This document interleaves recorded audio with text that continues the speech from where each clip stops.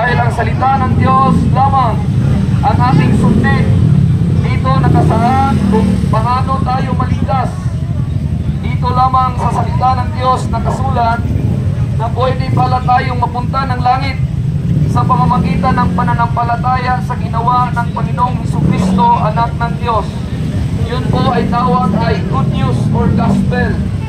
Ibig sabihin, yung ginawa ng Panginoong Hesus ay sapat yon para tayo ay maligtas. At tayo lamang ay mananampalataya doon. Tanggapin natin na yung ginawa ni Jesus sa krus, namatay siya, nalibing at nabuhay muli, yun ay sapat na para tayo ay hindi mapahamak sa abot ng impyerno. Dahil ang impyerno ay totoo at lugar po yun sa mga hindi ligtas. Kaya kami ay nagbahagi ng magandang balita na habang buhay pa tayo ay paniwalaan niyo po ang mensahe ng Ebanghelyo ni Kristo. Dahil yun po ay kapangyarihan ng Diyos para iligtas ang mga tao. Wala po kaming ibang ipinapangaral kundi ang Panginoong Jesucristo lamang, anak ng Diyos, bilang tagapagligtas ng tao mula sa kasalanan. Dahil ang kasalanan ay ang magdala sa atin sa kadagdagan ng apoy ng impyerno.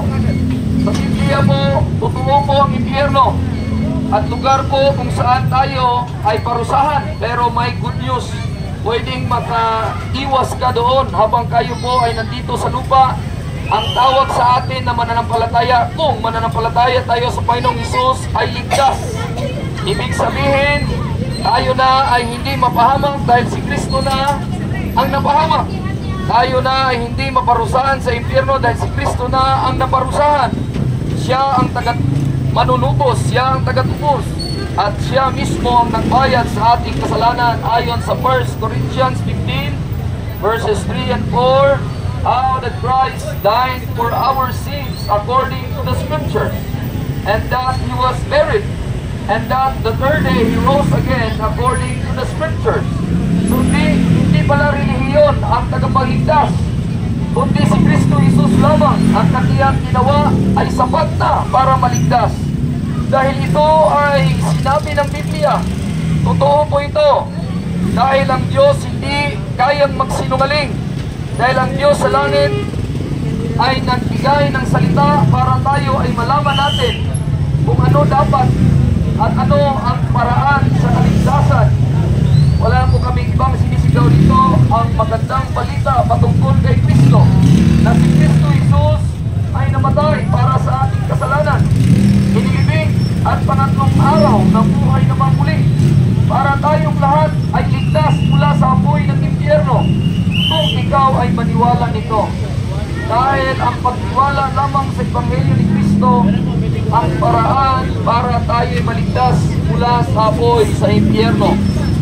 Mga kababayan, mga kaibigan, wala na kaming sinisigaw dito kundi ang mensahe lamang ng Panginoong Jesucristo na siya ay anak ng Diyos at siya mismo ay naisulat sa Biblia at nagsabi kung sino ang sumampalataya sa ginawa ng Panginoong Jesucristo ay siya ay maliligtas, hindi sa gawa kundi sa pananampalataya lamang at pananalig na yung ginawa niya ay sapat na. Sabi ng Biblia, for by grace are you saved through faith and not of yourself.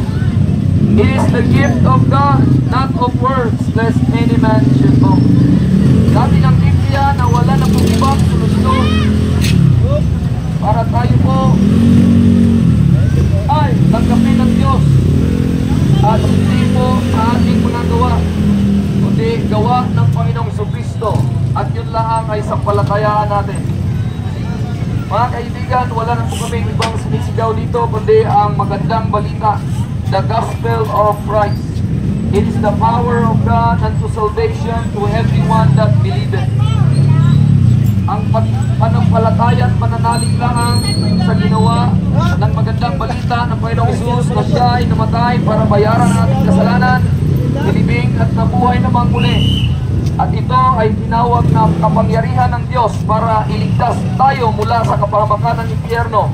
Ang impyerno po ay apoy na kung saan lugar para ang lahat ng hindi ligtas mapunta roon, pero hindi po ipinahintulot ng Diyos mahal tayo ng Diyos. Gusto ng Diyos na tayo ay maniwala sa Kanyang anak.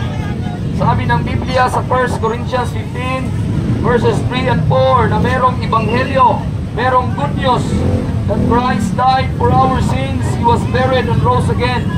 At yung good news na yon ay ang tao ay pwedeng hindi na mapahamak sa impyerno at siya na ay maparoon at mapunta sa langit kung siya ay maniwala lamang sa ginawa ng Panginoong Hesus. Dahil ito ay ginawa na kompleto ng Diyos. Sabi ng Titus 3:5, not by works of righteousness which we have done, but according to His mercy He saved us. Ang ibig sabihin, awa lang ng Diyos, biyaya lang ng Diyos para tayo'y mapunta ng langit at hindi mapahamak sa impyerno. At ang ating paraan lamang ay mananampalataya at manalig. Wala po tayong kontribusyon sa ating gawa. Dahil ang gawa po natin ay hindi tinatanggap ng Diyos, kundi ang gawa lang ng Panginoong Jesucristo na siya ay namatay sa krus para bayad sa ating kasalanan. Siya ay nilibing at pangatlong araw na buhay namang muli. Ang ebanghelyo patungkol kay Kristo, good news po yun para hindi po tayo mapahamak sa impyerno. Sa atin lang ay mananampalataya lang tayo doon at manalig na yung ginawa ni Jesus ay sapat na para iligtas tayo mula sa kapahamakan ng impyerno. Sabi ng Biblia, si Kristo Jesus ay anak ng Diyos at tagatubos mula sa kapahamakan ng impyerno. Ang impyerno po ay lugar na kung saan yung mga tao doon ay hindi po ligtas. Kaya ngayon nabuhay pa tayo, sana po maligtas tayo sa pamamagitan ng pananampalataya mula sa ginawa ng Panginoong Jesucristo, anak ng Diyos, na siya ay namatay bayad sa ating kasalanan, siya ay nilibing at pangatlong araw na buhay namang muli.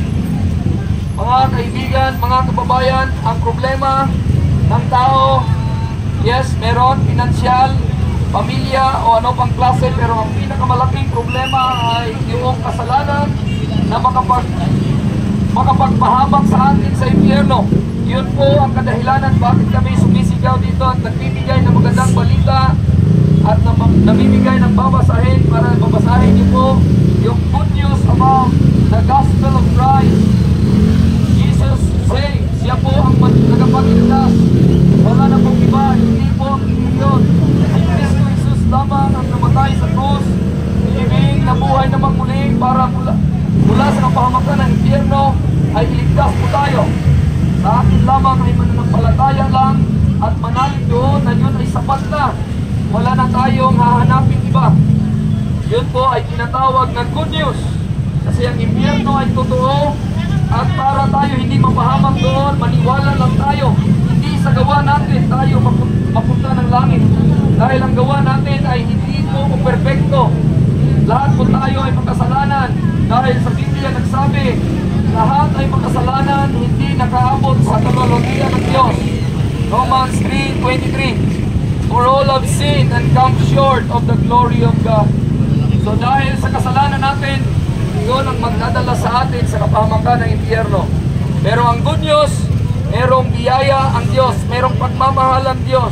Pinadala niya ang kanyang anak, for God so loved the world, that He gave His only begotten Son, that whosoever believeth in Him should not perish, but have everlasting life. So ang sinisigaw namin dito ay buhay na walang hanggan na makakamit lamang bilang regalo at matatanggap mo sa pananampalataya lamang sa ginawa ng Panginoong Hesus, wala nang iba. Mga kababayan, mga kaibigan, ang gospel ni Kristo, ang good news na si Kristo Hesus, anak ng Diyos, bilang pagmamahal ng Diyos, siya ang naparusahan sa impyerno, siya ang namatay, siya ang nilibing, siya ang nabuhay na magmuli para tayo ay iligtas mula sa kapahamakan. Wala na kaming nais dito, kundi ang nais lang namin na si Kristo Jesus ay mapangaral at maisigaw dito sa kalye na ito. At salamat sa opportunity na masigaw po ang gospel ng Panginoong Jesucristo. Sabi ng 1 Corinthians 15, moreover, brethren, I declare unto you the gospel which I preach unto you, which also you have received and wherein you stand, by which also you are saved, if you keep in memory what I preach unto you, unless ye have believed in vain. For I delivered unto you first of all that how that Christ Jesus died for our sins, buried and rose again. Mga kaibigan, mga kababayan, si Kristo Jesus lamang ang tagapagligtas, hindi po ang relihiyon natin. At yung ginawa niya ay sapat na po yun. Dahil yun po ang pagmamahal niya na ibinigay mula sa Diyos papatungo sa atin. God commended His love toward us, in that while we were yet sinners, Christ died for us. The Bible says, believe on the Lord Jesus Christ, and thou shalt be saved.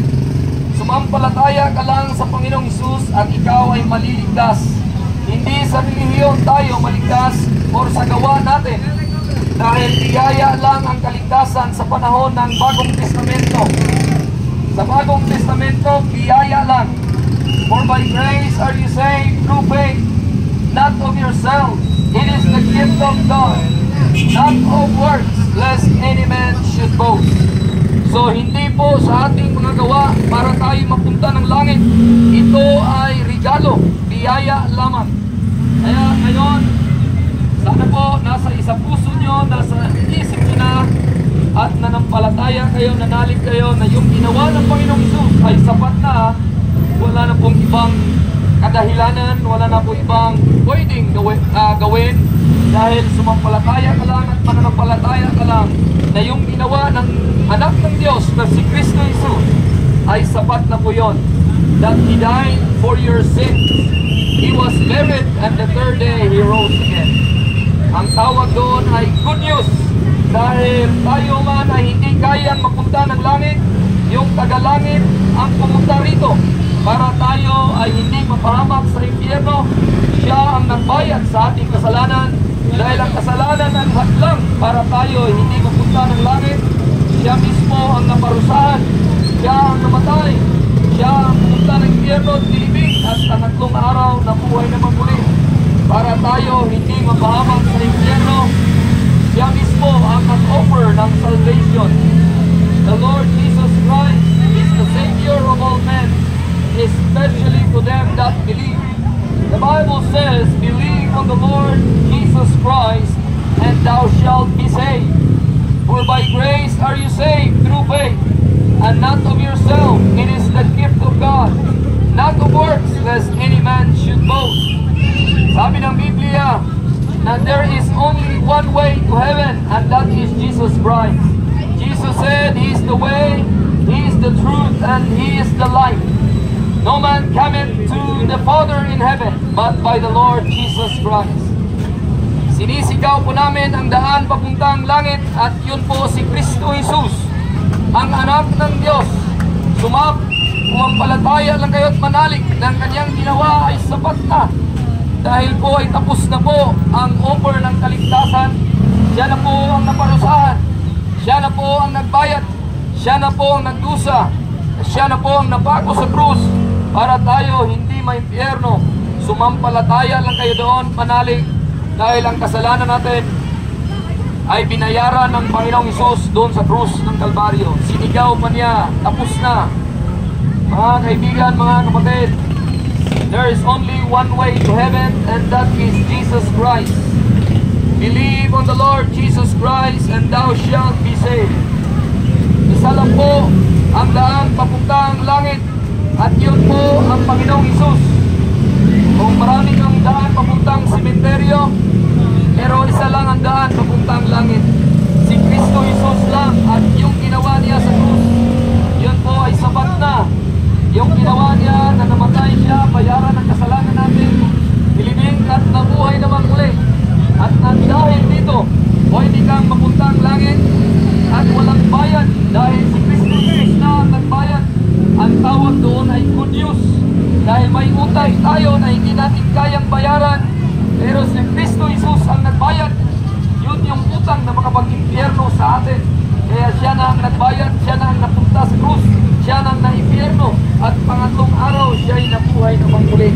Tinalo niya ang impyerno at Satanas at ang Diablo, at siya na ngayon ay nasa langit, tumitingin sa ngayon sa mga puso at mga isipan na nanampalataya sa Kanya. One day, magkita tayo doon kung kayo ay sumampalataya